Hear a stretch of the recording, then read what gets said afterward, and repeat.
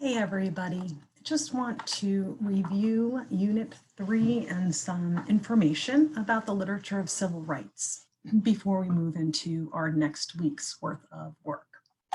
So your essential question for this unit on the literature of civil rights asks, how can words inspire change? Every selection that we have interacted with so far has dealt with words that had the ability to inspire, provoke, or calm the listeners and the readers of those words.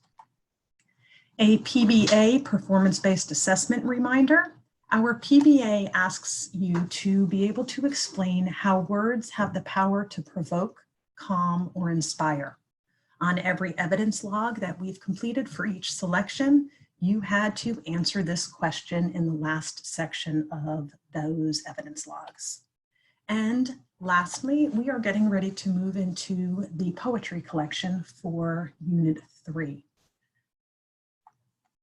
The first poem that you are going to listen to and respond to is called For My People, and it is written by Margaret Walker. Margaret Walker was a writer, a teacher, and an activist. She lived from 1915 until 1998.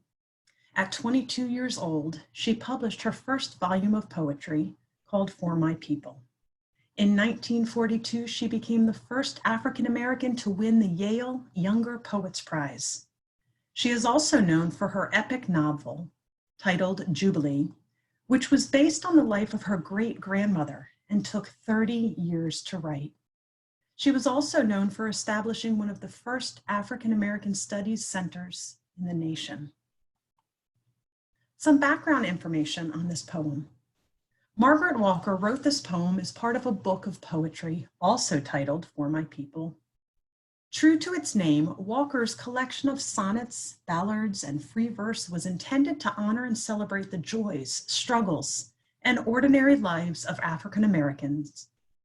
In her words, to write the songs of my people, to frame their dreams into words, their souls into notes.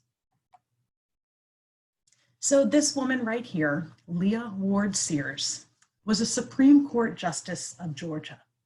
You are going to watch her read the poem For My People. In 2009, the Honorable Leah Ward Sears retired from the Supreme Court of Georgia after 27 years of service on the bench. She is currently a lawyer in Georgia. I want you to pay attention to her words before she even begins reading the poem. Pay attention to what For My People meant to her as a young girl, and then again as an adult. Again, please pay attention to what the words For My People mean to Leah Ward Sears.